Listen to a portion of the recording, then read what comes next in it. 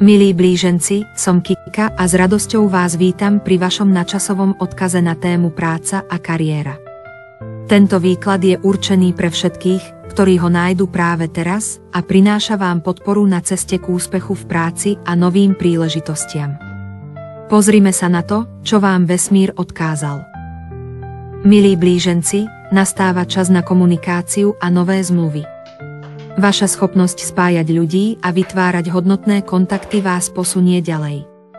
V tomto období vám prichádzajú príležitosti na otvorenie nových dverí, ktoré si zaslúžite. Buďte pripravení na to, že príležitosti sa objavia, ale treba ich rozpoznať a využiť. Vytiahnuté karty pre vás: Many Factors, mnoho faktorov, a Open Doors, otvorené dvere. September. Púvá karta Many Factors, mnoho faktorov, hovorí o tom, že časovanie je teraz krehké, zložité a mnohostranné. Súčasná situácia vyžaduje presnosť a citlivosť.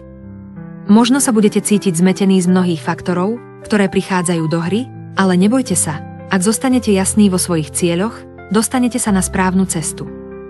Ak sa nachádzate v oblasti práva, poradenstva alebo manažmentu, môže byť potrebné, aby ste sa rozhodovali na základe viacerých faktorov, ktoré ovplyvňujú vašu prácu, či už ide o zmluvy, financie alebo časové rámce.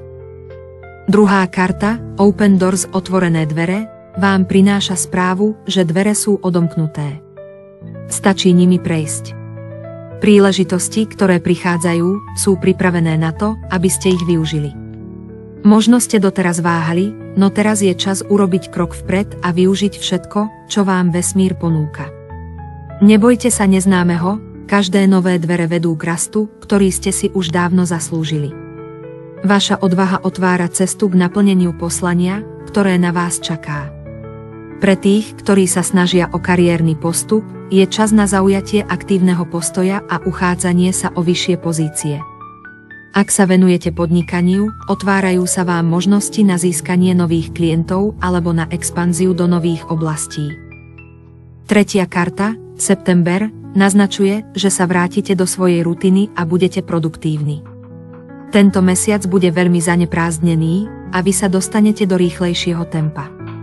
Ak ste si už odpočinuli, teraz prichádza čas na rýchly postup.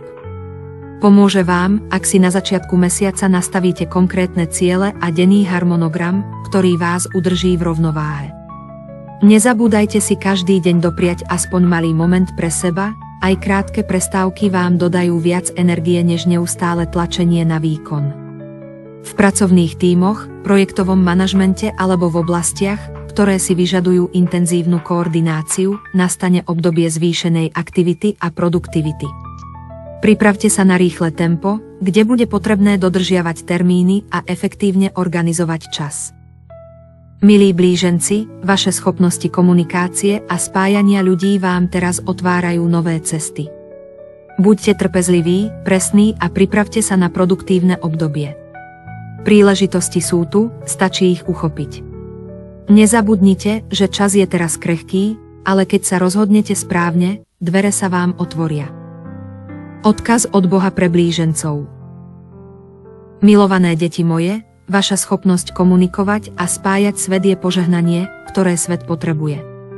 V čase, keď sa objavia nové príležitosti, nezabúdajte sa počúvať, byť v prítomnosti a byť trpezlivý. Čas na zmeny prichádza a ja vám dávam silu, aby ste v každých rozhodnutiach videli jasnú cestu. S vašimi slovami môžete meniť svet a preto vám dávam múdrosť a lásku na túto cestu. Nech vám Boh žehná vo vašej práci a poslaní a nech vaše duše nájdu naplnenie. Nech sa vaša kariérna cesta rozvíja ako nádherný záhradný kvet, prinášajúci radosť, hojnosť a pokoj. S láskou, Kika.